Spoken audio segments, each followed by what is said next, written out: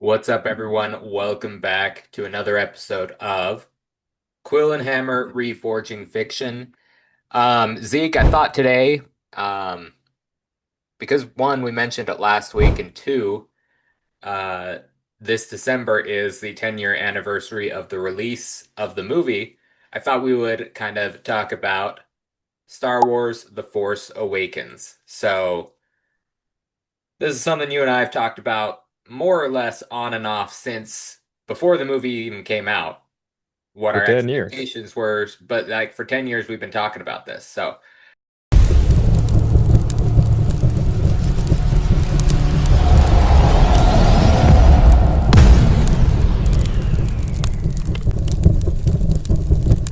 let's start with you really quick. What are your thoughts about the movie? Oh man. I mean, overall, the bones of the movie, it's fine. Is it a ripoff of A New Hope? 100%. And I have problems with that we'll get into. But overall, I mean, it was fine. It set up what could have been an acceptable sequel trilogy. But a lot of their decisions on the character development, some of the arcs, just there's some problems. There's some glaring problems the more that I think about it. So those are my overall thoughts. We can get into the details later, but what was your overall impression? Well, I actually really liked the movie to begin with. I um and a lot of my gripes with the series come with after this movie because like you said, they could have set up a great trilogy with you know, what they put down could have gone somewhere great. But Right. so when the movie was over, I had the thoughts of, okay, um, it was entertaining. There was, you set up a bad guy, you set up the conflicts between the characters, you introduced three really interesting characters with Finn, Rey, and what's his name? Poe. And so you've got like three new characters. You have this mystery around what's Luke doing? How can we, what's so important that Luke Skywalker just up and disappears? You've got Kylo Ren as this villain, and you're like, whoa, what happened there? Like there are so many cool things that they could have done with this movie, and I don't dislike any of those things. I don't think uh like I think it was just super fun to begin with. I mean, you know, Daisy Ridley, John Boyega, and Oscar Isaac were all great casting choices to begin with. There's nothing wrong with them. They did fantastic to start with. Adam Driver as Kylo Ren could have gone somewhere amazing. I think my video screen froze for a little bit, Yeah, I but think it did. I was so whatever. it doesn't We matter. can still hear you.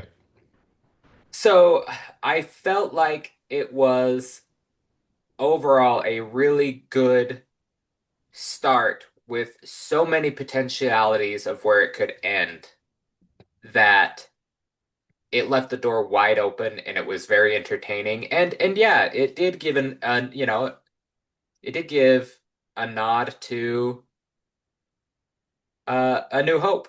And that's great. New Hope was fantastic, you know? And so it's like, yeah, we've got this the basis for something awesome and then they fumbled it in my opinion. So that's what I thought. Like, go back to when we finished, and it was like, I remember us having conversations of, okay, yeah, it was very New Hope-ish, but if they do this and this and this and this, or, like we speculated for 2 years on what we thought they could do with, the next movie, and then that's when we were Right. disappointed. And that is true. I agree with you that they did set up lots of good potential things. And but looking back on it after the train wreck, which was the rest of the trilogy, there are definite things that I look back and I say, you know what? That was a questionable choice. That was a dumb choice. They should have done it this way, not that way, etc. So, just to jump right into it. But before we do, can I interject one thing? Oh, sure. And this is just a question for while we're thinking about it, and this is anyone listening to this, I want you to think about this as well. Um, were your thoughts about it, your thoughts now about it, have they been influenced unfairly by The Last Jedi and um whatever? Why can't I think of the third one's name right now? The Rise of The Skywalker. Rise of Skywalker. Were they unfairly tainted by this? Like, if you take The Force Awakens alone as a movie with all the potentiality and the things, and if we were having this talk before The Last Jedi came out, is that a dumb way to look at it? That I just wanted to ask that question while we're going through. No, I think that's a fair question. And honestly, I think my opinion of The Force Awakens was influenced by The Last Jedi and Rise of Skywalker because of how poorly they managed the narrative in those films. The problems that I have with The Force Awakens are amplified. I would have been able to look past some of these things had they handled the rest of the trilogy adequately, but because they didn't, these these cracks in the foundation become giant fissures. They're no longer cracks that can be plastered up with two more good films. They were just torn apart. So yes, absolutely. My my thoughts today are much more, what's the word, exaggerated than they would have been had we been having this conversation a month after the release of The Force Awakens. Okay, So, fair enough. Let's jump right in though. Let's okay, sorry for that tangent. I just wanted not at to all. address that really quick. Not at all. So, let's just go kind of bit by bit. We'll start with the opening. Okay. I loved it. I mean, honestly, it was a great way to start. You have Poe looking for this piece of information that's allegedly leading to Luke Skywalker, who's been missing for who knows how long, right? There's mystery to it. You kind of get the sense that Poe is, I mean, he's essentially a rebel agent. I know they use the word resistance now, but basically they're the rebels, right? He's a rebel agent on a spy espionage-esque mission looking for this piece of information. And as soon as he gets it, here comes Kylo Ren and the First Order, right? The stormtroopers storm the beach. They start slaughtering everyone. Poe is, kind of hiding in the shadows, tries to take out Kylo Ren with a blaster bolt, and he stops it, right? Force stasis, stops it in midair, and holds it there for the duration of his time. I mean, that was a spectacle. That was an awesome way to start. No problem with the absolute beginning. And then at the same time, you introduce Finn, you show his dilemma as, he watches his friends be killed, and he's like, I don't want to do this, you know? So the beginning was perfectly fine, in my opinion. But it's everything after that starts to ruin it. I don't have a problem with Rey's backstory. I like that there's mystery to who she is. But what I begin to have problems with is when you get to Han Solo and Chewbacca finding them on the Falcon. And here's my big reason, and this will be apparent throughout the rest of my thoughts on the film. But the way they handled the original three heroes, Leia, Han, and Luke, complete fumble. Absolutely complete fumble. One thing that is a glaring flaw in these films is their reliance on the original trio, Han, Luke, Leia. Their stories were supposed to be finished. They were supposed to be background characters. And by having their character arcs, essentially go backwards in time, you take the focus away from your current trio and you place it all onto Han Solo and Chewbacca, right? So we meet Han and Chewie, and what's happened? Han has gone completely backwards to the same scoundrel he was in A New Hope. Doesn't care about anybody. He's in it for himself. He's making shady deals. He's a smuggler. Dude's like 70 years old now. I don't know how long or how old he actually is, but he's an old man. And he progressed past the point of being a smuggler in the original trilogy. By Right. the end of Return of the Jedi, he was a general in the rebellion. He was General Han Solo. He had given up his selfish nature to put his life on the line for a bigger cause. He loved Leia. He stopped being the, one woman in every port kind of guy, and he was committed to something. He had changed. But then the first second you see him, without any explanation, he's back to being his same 30-year-old scoundrel self. And that I have a problem with. That is something that I cannot look past. You can't have your heroes regress in such a glaring fashion. It's unrealistic and it's uninspiring. You know what I mean? You don't remember Han Solo because of the jerk that he was. You remember him because of the jerk that he was and then the man that he grew into. There's more to him than just shooting Greedo because Greedo was trying to collect a bounty on him. Sure, it's cool, it's fun, but a character like that doesn't last. You have to have progression. We talk about it on this channel time and time again. You have to have character progression. And when you undo that, it's a detriment to the character, it's a detriment to your fan base. It's a it just doesn't work.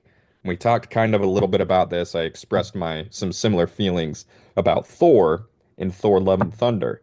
But my biggest and chief problem, and this is like 20 minutes into the film, is Han Solo is the same scoundrel that he was with no changing. And that's my biggest problem. So I'll stop my word vomit for now and let you give some thoughts on what you think about that. So listen, I don't have a good answer for this because this is the one major gripe I have with the movie is how they treated the three characters that we loved, Should whose arcs should have been finished. have been finished.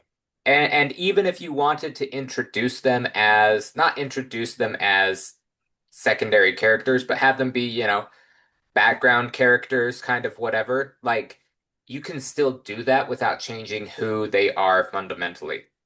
But it does eat at me the wrong way that, you know, the Falcon is in the air. It gets taken over by, you know, Han and Chewie's ship, and then all of a sudden you've got two or three different, you know, smuggling groups Hmm. or, illicit organizations that show up, and Han was trying to like double cross all of them, Exactly. and he's like a sleazy used car salesman, like, good to see you, I was just, Right. and it's like, you know, that's not who he was. Yeah, did he smuggle for Jabba in the past? Yeah, but he didn't smuggle for Jabba and someone else. He wasn't trying to play all different sides and screw everyone over and be a complete dirtbag. Right. So that's my main gripe, and the only one I think that makes this movie less than what I want it to be, or what it, S- it's that, they turned him into a deadbeat divorced dad. Exactly. They turn him into a deadbeat. And I mean, again, they completely walked his character back. Yeah. He 100% regressed to who he was. And I have a problem with that. That's something that I can't look past.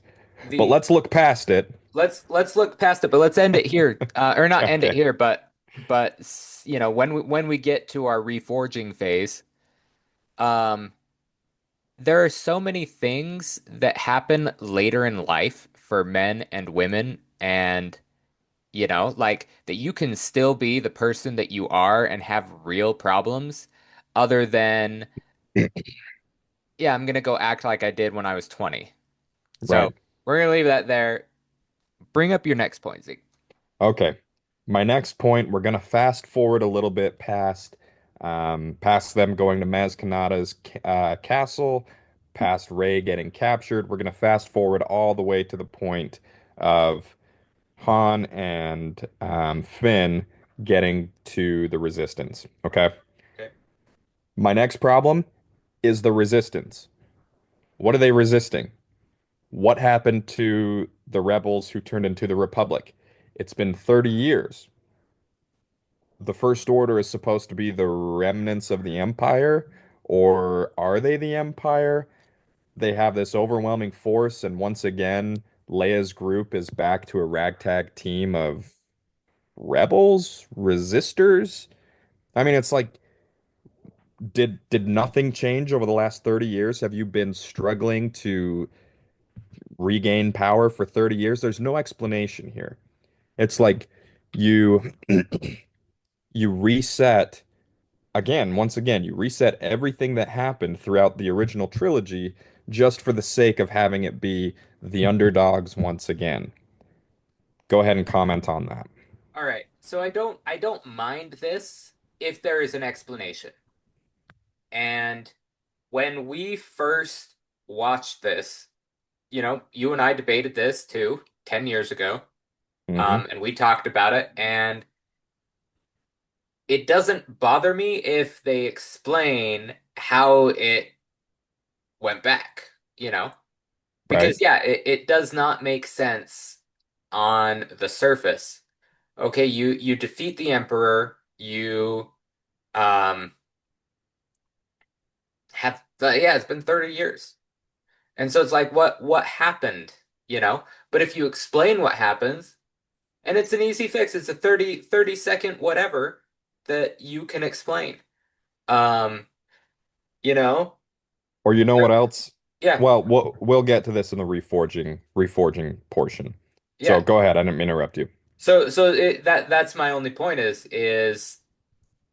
it's not a problem in and of itself if there's an Right. explanation for it. And the thing that we're frustrated about is that we don't ever get an explanation for it.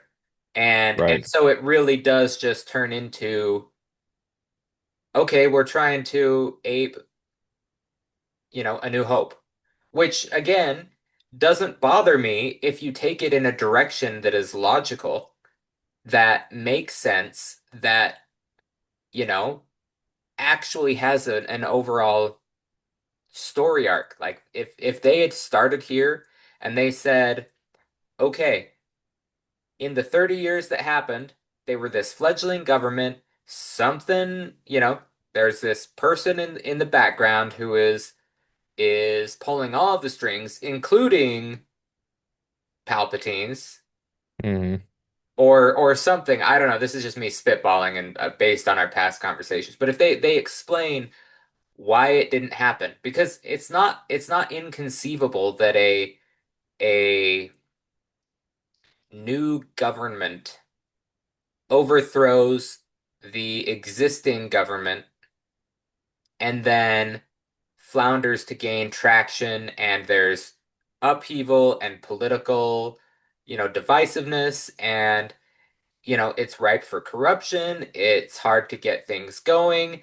Another existing power can sneak in. I mean, we're describing the history, not to get political or anything, of probably hundreds of countries in the United, Right. or not in the United States, on Earth today. Like that is the reality of, you know, the Middle East, the, you know, Africa, a lot of other countries. Like that is what happens. It it's not inconceivable, but they never explain that. And so it's a glaring mystery and it really just comes off as, well, we guess we're gonna do A New Hope again. Right. Well, I'll concede that point to you then. It is conceivable, and this is something that happens in the real world, so I'll concede. But once again, that brings up the problem of nothing got explained in the sequels, nothing was explained prior, and I'll maybe give some thoughts on how that could have been fixed going forward. Okay. Um, but I'll give you that point. Okay. Next point is now this kind of ties into the rip off of A New Hope Okay. aspect of it. But what is the point of just a bigger, badder Death Star? I mean, it's like you had the original Death Star, then you have the Death Star 2. Well, that didn't work, so why don't we make a planet out of it? And maybe this time they won't be able to blow it up. I feel like there's no ingenuity there in the villains. It's like this has been done, right? There's it just feels too much the same. And to take it a step further, another problem that I have is during the destruction scene, we'll call it the equivalent of the trench run in A New Hope. Poe goes in, he flies into the main reactor, and just kind of flies in a circle, shoots some things, and then he gets out.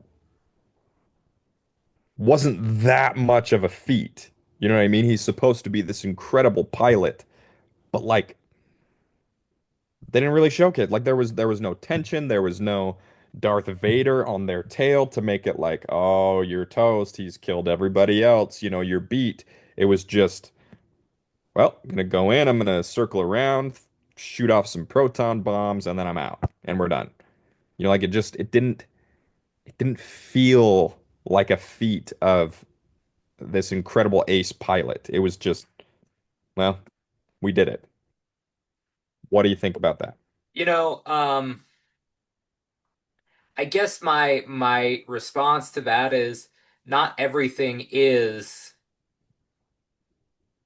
a dramatic trench run, Darth Vader, the best pilot in the galaxy, Jedi Knight turned evil Sith Lord, whatever. You know what I mean? Um, not everything has to be that. So I don't have a problem with it necessarily as like, here this great pilot is supposed to do this thing and that only he can do. It's more like, okay, yeah, we're sending our best guy to do something. The real struggle to get there is, how are they going to get the planet shield down? How are they going to get the plane inside the reactor? That's the Okay. story that I assume, um like, that's the hard part. When it was just we have the plans for the Death Star, there's this uh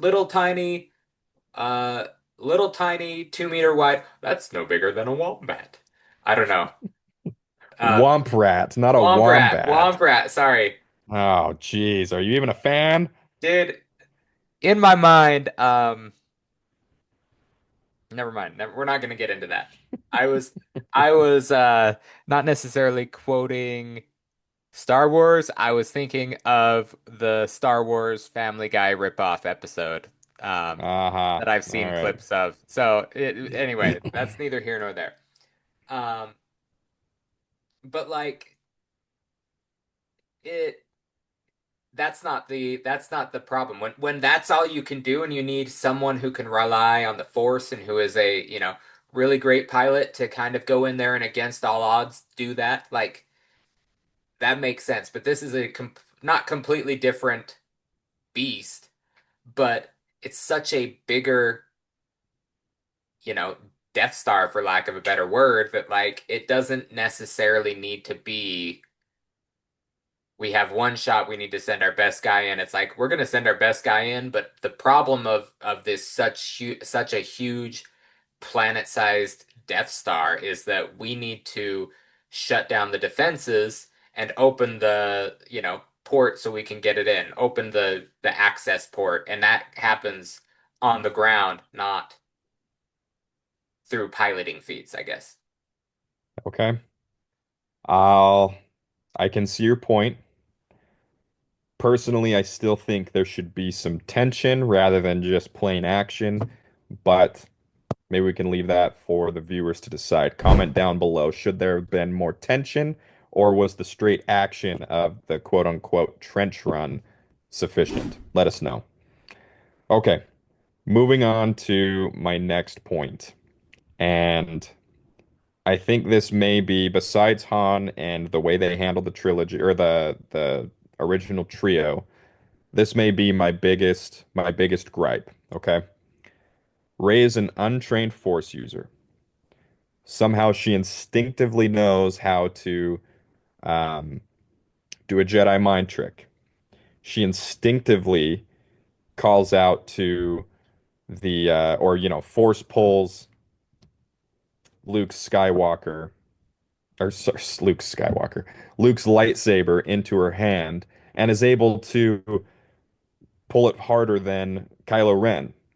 And then she's able to hold her own and essentially defeat Kylo Ren in a lightsaber battle. How do you explain that? She's untrained. She's 20 years old. You know what I mean? In in A New Hope, Luke couldn't do anything. Luke couldn't do anything, and he was the son of the Chosen One, right? He's supposed to have at least a portion of the Chosen One's power. And Luke couldn't do these kinds of feats at a similar age with no training. He had nothing. He couldn't do anything. But all of a sudden, Rey's character is supposed to just instinctively know how to do these things without any training. I have a problem with that. The Force isn't just something that you do. There are things that can happen, like That's it. not how the Force works. But exactly, okay? That's not how the Force works, right? And in The Phantom Menace, Qui-Gon talks about how Anakin has a Jedi trait.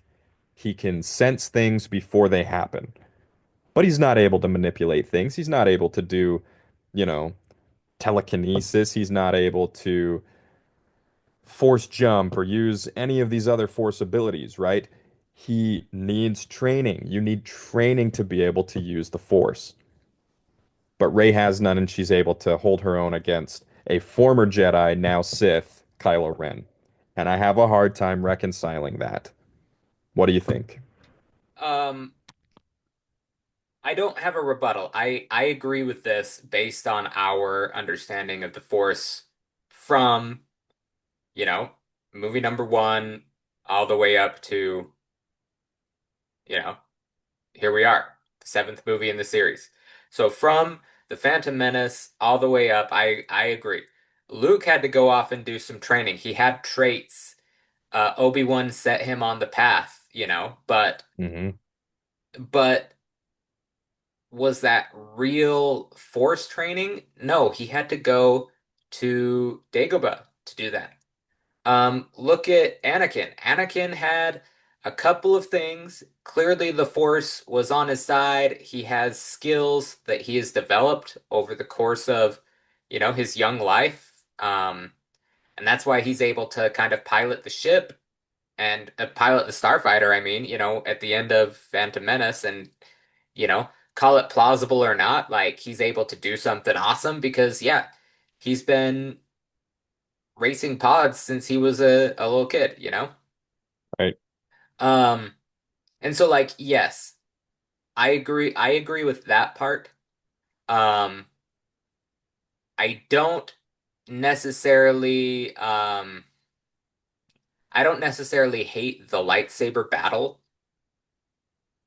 if the outcome is, Kylo Ren is not trying to kill Rey. Rey is trying to kill Kylo Ren. And,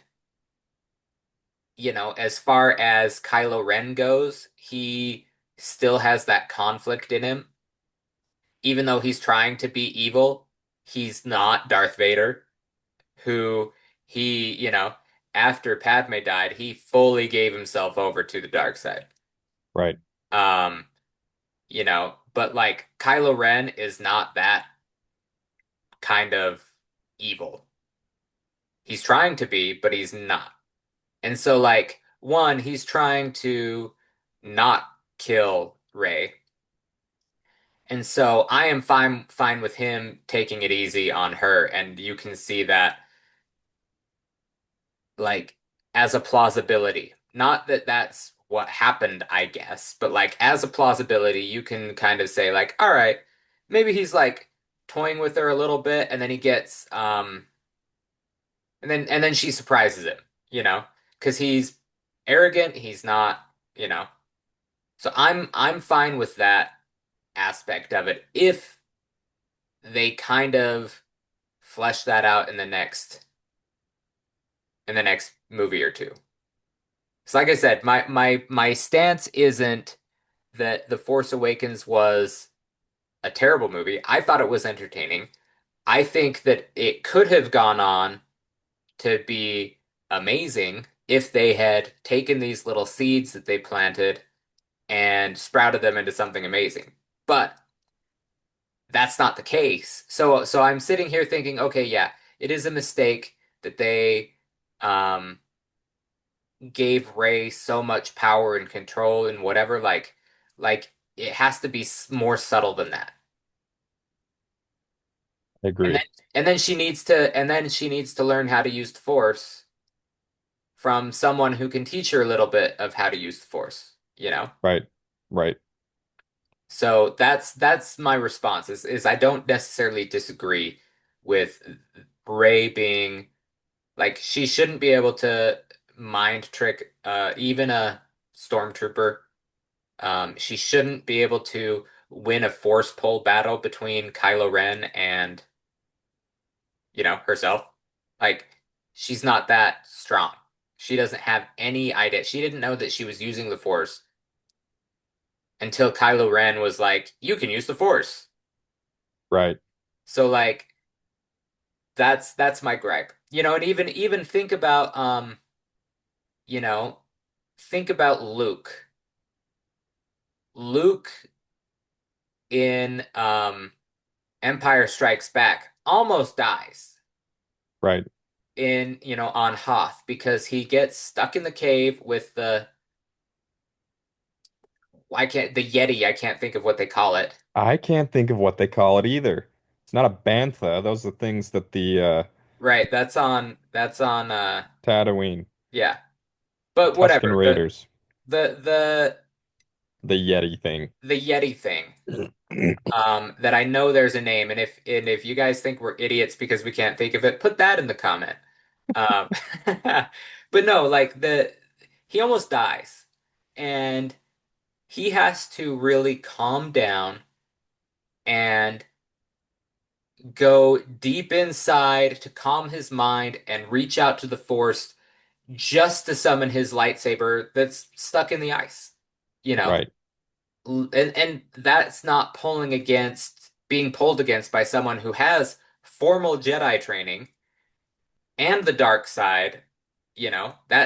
That's my gripe is that everything came too easy to Rey. Right. And I mean, I see what you're saying with the lightsaber battle and Kylo Ren's not trying to kill her and she surprises him. I get what you're saying, but even still, I think that comes too easy. Even in that scenario, it's too easy. He should have been able to toy with her. You know what I mean? It should Right. have been one, two, get the lightsaber out of her hands, and then, force grab her again. There it should have been no contest.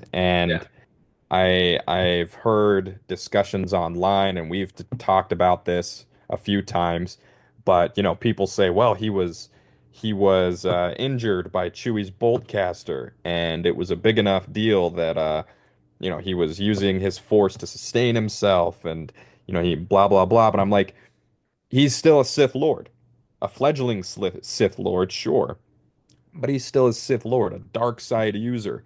He's that should empower him. the rage, the pain, that should give him more power, not less. Right.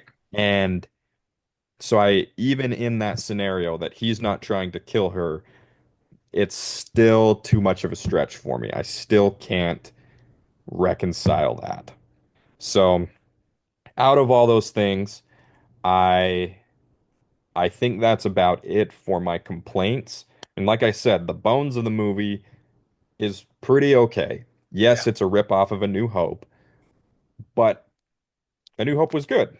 So it's fine. You know what I mean? And it was the first film in 20 years, maybe not quite 20, but the first film in quite a long time.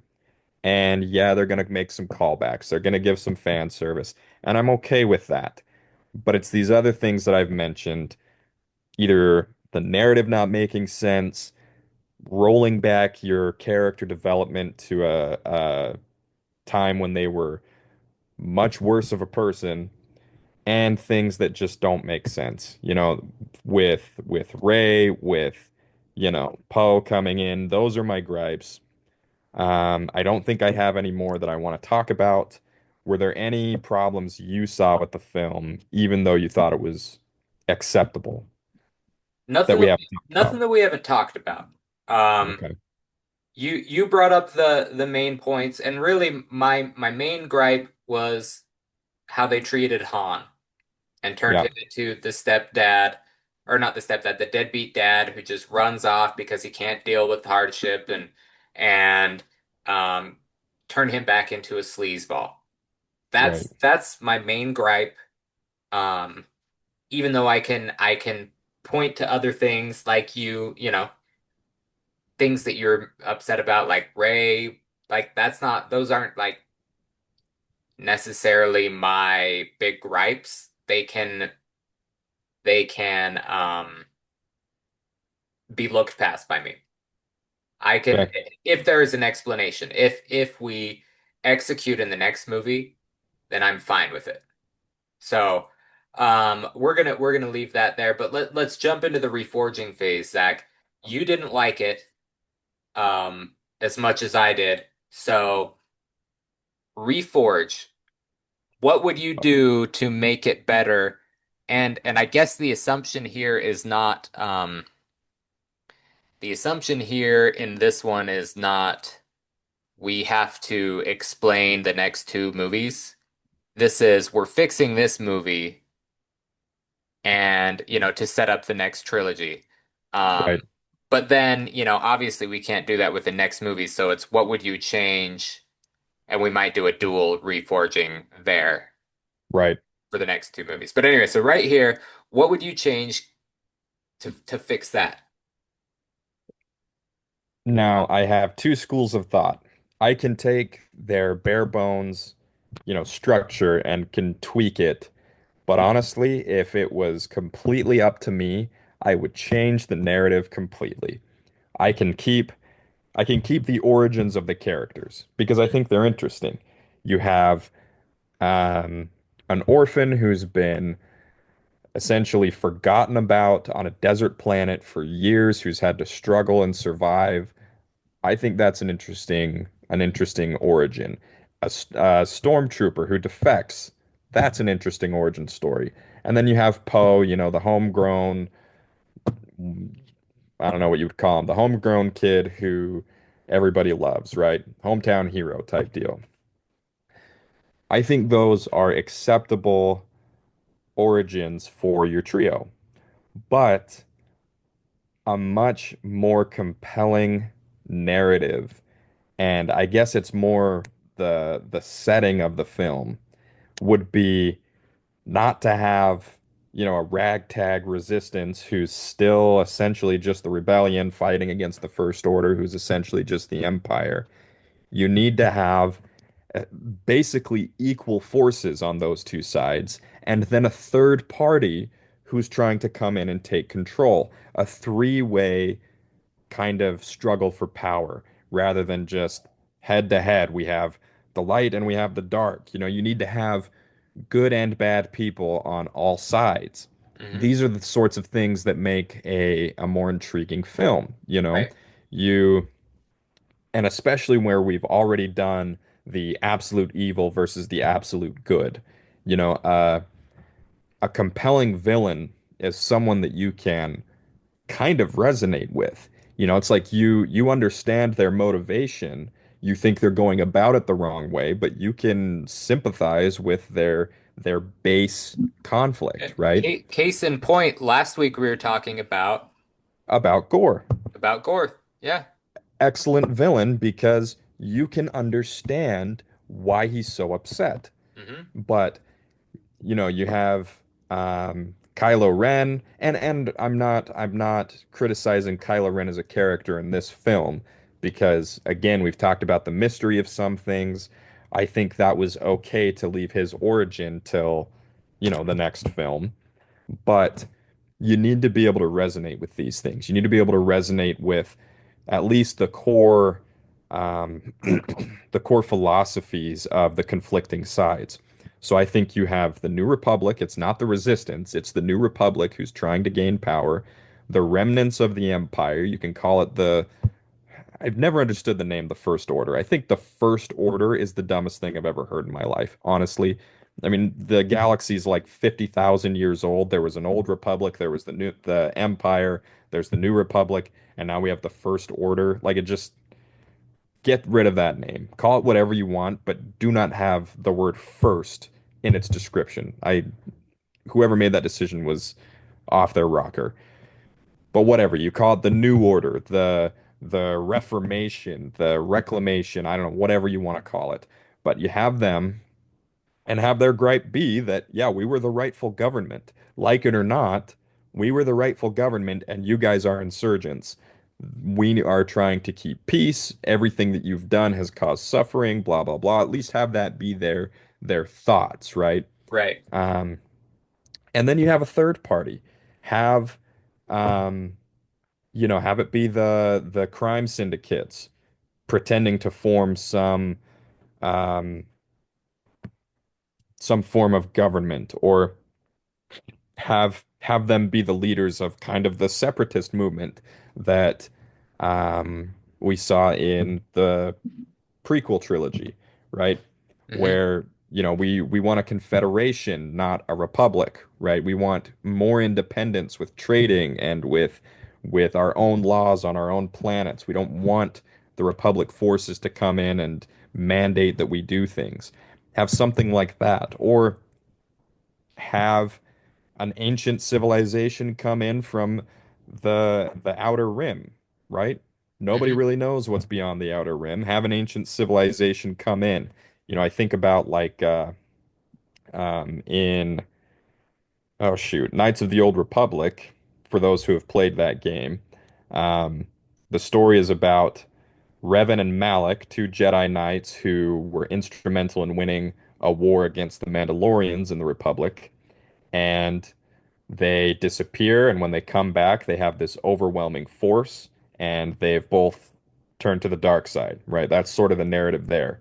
And Right. the question throughout the game is, well, where did this force come from, right? And there's some mystery there, and you can have something like that. I'm not against having things that are mysteries, but what I am against is oversimplification of a narrative that then doesn't make sense. You know, it's an illogical mystery to me with the way they set things up. So I've rambled for quite a minute, but as far as fixing the setting, reforging the setting, I think you have more than just the two com powers in the conflict for control of the galaxy. You need to have good and evil on both sides, or at least maybe not evil on the side of the Republic, but some questionables, you know, have some corruption, because Hmm. that makes it more compelling. And in doing so, you provide a way for your characters to have conflicts. You know, you have Kylo Ren and you have Rey, and Kylo Ren points out some of the corruption that's in the Republic, and that's what makes Rey think, oh, well, I don't know about that. You know, you have to challenge their ideas if you want to make some interesting conflict within a character. Their ideals have to be challenged, right? Right. And that doesn't mean they have to. turn to the dark side, but it's like they have to examine what they believe. And by having corruption and good on both sides, and even having a third power in the struggle here, you have you set up more opportunities for your characters to have internal struggle. So I've tried to summarize already once. Let me really summarize this time. Okay. Three powers in the struggle, good and evil on both sides, not necessarily an overwhelming power versus an underdog. They need to be equal so that they can clash and have it be a real question about what the outcome is going to be. So as far as the setting goes, that needs to be the setting. Fixing some of the characters, Han needs to continue to be a leader in the New Republic. Leia can be, the Supreme Chancellor or whatever. That's what her role was leading up to. She was raised in politics. She was a princess on Alderaan.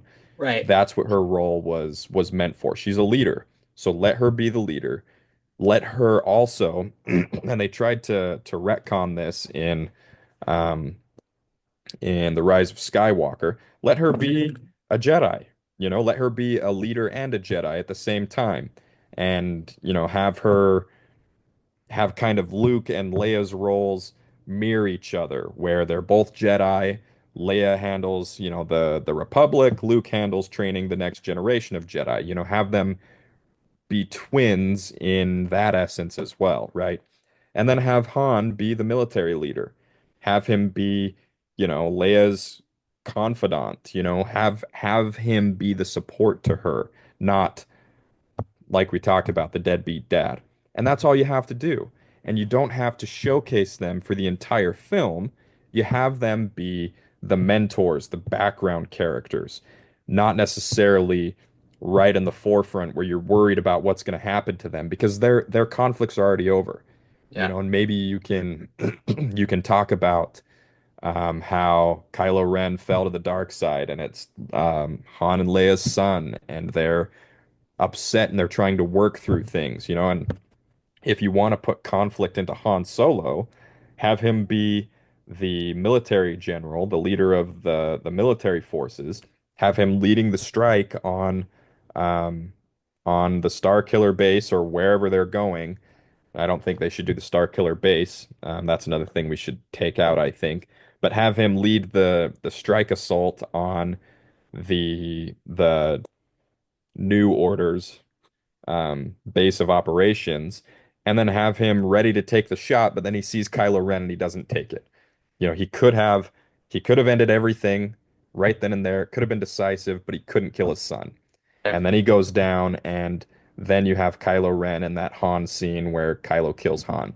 I thought that was really good. That was a subversion of expectations that I thought worked really well. Nobody expected Kylo Ren to kill his dad in that instance, right?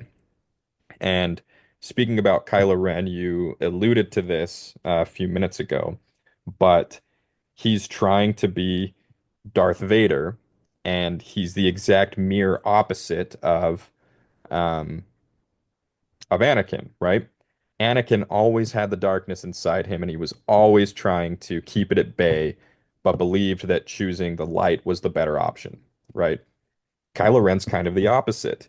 He has a predilection for the light, but he thinks that he needs to go to the darkness. And so he's trying to suppress the light rather than suppress the darkness. Right. And I think that's a really interesting um, take on things, and the way that it mirrors Darth Vader. I thought that was a really, really good um, narrative choice for Kylo Ren. And so, in terms of fixing Kylo Ren, honestly, I don't think he needs fixing.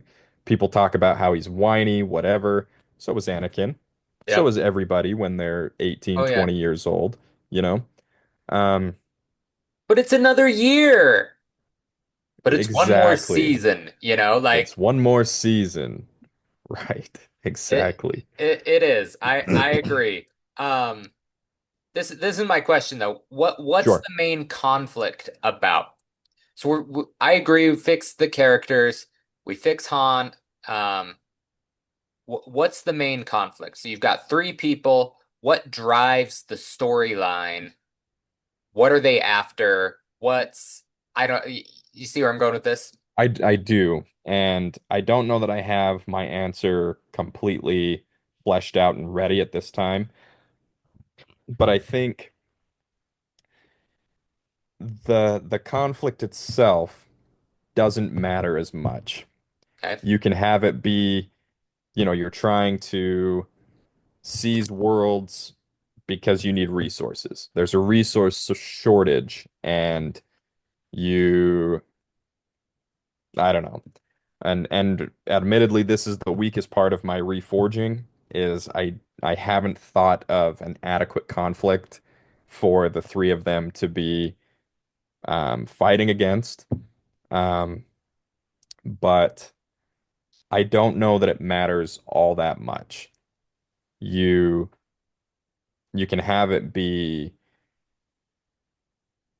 gosh, I don't know. I mean, resources is what comes to mind.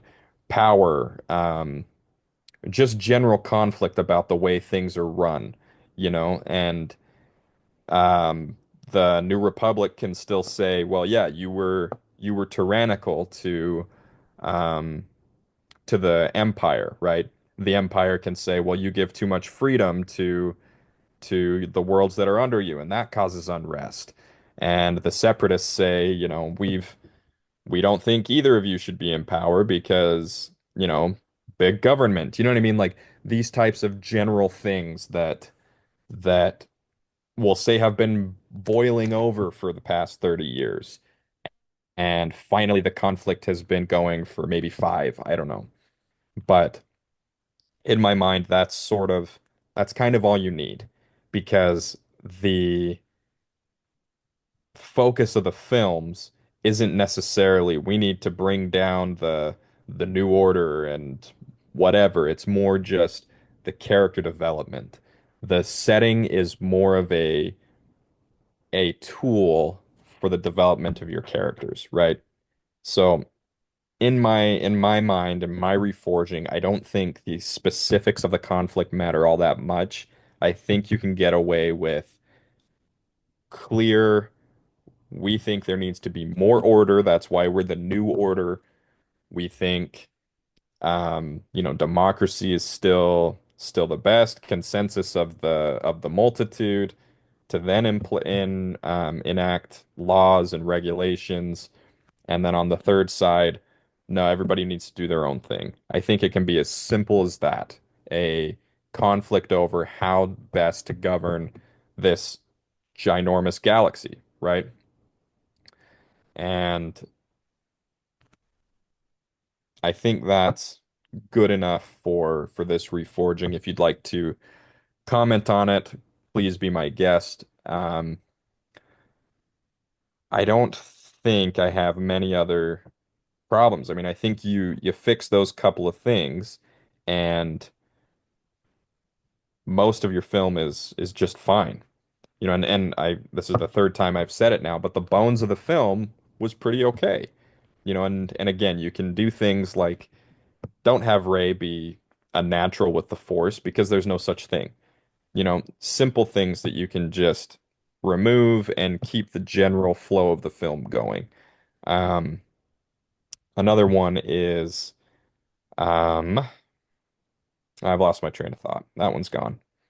But the point of it being you can keep all of the beats, but change the setting, fix some of those glaring character flaws or flaws in your characters, and then you've got a pretty good movie. I mean, the things that they set up, like the lightsaber calling to Rey, that was interesting. Wondering who her parents are, that was interesting. Why did Luke go off? I don't even have a problem with him being gone for this whole time, because the question is why. And again, if you make the right decisions in the subsequent films, The Force Awakens was pretty good. And again, I think that's why your question was so relevant is did the following films influence your opinion on The Force Awakens? And it absolutely does because they set up so many great things, but then just dropped them all and it made no sense. And then another one that we didn't really talk about was Snoke. One of the things that he says was that he's been watching from the shadows for longer than, the before the Empire was even born. And some of the theories online was, well, is this Darth Plagueis? Mhm. Did he actually survive? And you set up some questions there. And, I thought that was really good, and maybe you can have one of the reveals be that Snoke is actually controlling the New Order and this third mystery Party. party, I guess. Yeah. Have him pulling the strings on both sides or something like that, and have the corruption be in the form of, people trying to make deals with the other side to, I don't know. There's a lot of intrigue that you could introduce. And I think another one of the problems that Disney made with this film is making it too simple. We're kind of getting into this era where films and television shows are made too simple because we as an American people, I'll limit it to the American people, we've become very low on our attention span. We don't have very good attention spans anymore, so you can't follow something more intriguing or something more in depth. And I think that's a problem. It makes it shallow. Have some depth, have some real conflict with your characters, have some moral conflicts, ethical conflicts. And that would make your film so much better than just a lightsaber and some blasters, which at the end of the day, that's kind of what this trilogy boiled down to for me. So, those are my thoughts on Reforging. I know I've rambled a long time. Do you have any thoughts about what I've said or ways that you would reforge it yourself, Trev? So my thought is I like the idea of one, we didn't even talk about Snoke. I like him being in the background longer than the Republic has been, or the Empire was alive or whatever. Um, in in another episode, um, you and I are going to talk about we can't change anything. How would we fix the entire arc? And so, Right. if you're interested in that, anyone listening, I want you to you know, be on the lookout for that sometime in the future because that's definitely a conversation we're going to have. As long as we're reforging fiction, we're going to reforge everything that has taken place and fix the whole series. Yep. But you have Snoke in the background. I like him um manipulating all three sides. Yeah. If we're talking, you've got three different sides of a conflict. You've got the Empire, we're the rightful government, we need order. You've got the Resistance, the New Republic. I hate the Resistance. So you call them the New Republic. They're trying to, talk about democracy. They want, representation. And then you've kind of got, for lack of a better word, the libertarian side of things that's like, you know what? Each planet can do whatever. We can have our own treaties. We don't need a full overarching government. We can just do whatever. You have an apple, or I have an apple, you have money. Uh, that should be as complicated as it is, you know? Right. And so you've got all of these different parties, and I like the idea that there's one person behind it all, and that maybe that's where the true conflict is you're trying to see like, okay, there's actually someone who's been pulling the strings for you know, hundreds of years. Right. And now we're finally uncovering that and like you can look at the three different sides as, you know, the Empire, the Empire and the New Republic are never going to get along. So you've got the remnants of those going back and forth. And maybe the first film is like, okay, one of them is trying to sway the other side or recruit the other side into an alliance while the other side is trying to stop him because there's, something drives the plot. And maybe Right. that's it.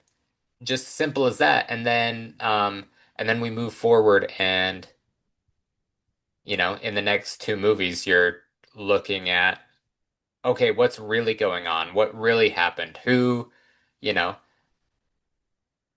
who is pulling the strings? Is there someone pulling the strings? And you kind of get that who is Snoke thing going on, the mystery, and Right. so I like that idea. But I agree, you need three more or less equal sides because then becomes um it then becomes something different. Right. And And I so, think I think that's a big point that was important that they didn't ever get to. You needed something different. mhm, And for all the haters of the prequels, at least it wasn't another Republic versus the Empire type thing. At least it was something different, you right. know? The idea behind it was, okay, you've got this plan. Um, you know, they even mentioned the Clone Wars. You've got something that happens in the past that um leads to the Empire, and then things that, clearly the rebellion is out there. So you've Hmm. got, you know, even on Tatooine as a lowly farmer boy, like Luke knows these things and the rumors are there and the history is there and it's like, "Oh, awesome. What happened?" And then you explain what happened. That's the thing. Right. It's like, the prequels were Anakin's fall to the dark side because he's Darth Vader. How did that Hmm. happen? How did we get here? Well, the hard thing about the sequels is, okay, where are we going? Right. And Disney's biggest fail is they did not explain that. As far as I can tell from the three trilogies, they didn't have an idea. They just said, J.J. Abrams, go ahead and you know, make a film.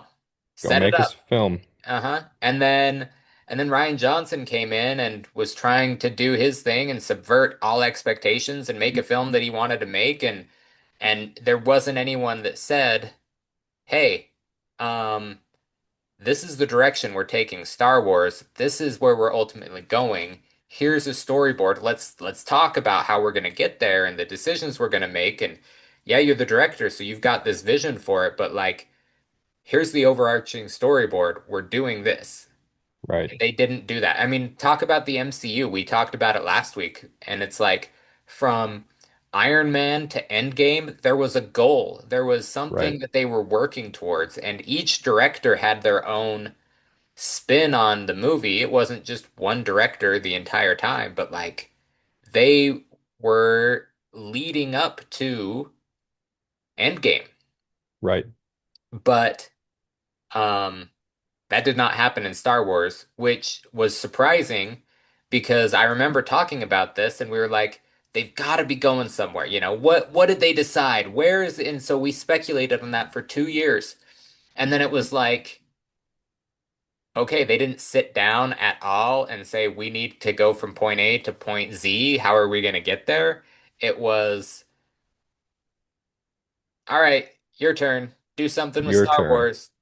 And then when it sucked, they were like, shoot. J.J. Abrams, come back. Let's see if we can fix this. Right. So that's the ultimate problem. But I think I like your reforging idea. I think it's good enough to start, It and is. like I said, for the most part, The Force Awakens wasn't that bad, Right. but it was tarnished by what came after. Yep. And like I said, the cracks became fissures and the foundation just Crumbled. wasn't tenable, you know. Mhm. So those are my thoughts. I don't think I have anything else to say, Trev. All right. Well, let us know in the comments, everyone. What do you think? What changes would you have made? What worked? What didn't work? Do you agree with Zach? Do you agree that they should have gone in a different direction? Or, do you think it was fine? It could have gone somewhere if they had executed in the next ones. Or are we wrong? We want to know. We want to know what you think. So, leave a comment for us. Next week, we're going to be talking about The Last Jedi, and then we'll go from there. But for now, we're gonna just wrap up this episode. Um, I'm Trevor. This is Zach. We've been Reforging Fiction. We'll catch you next week. Catch you next week.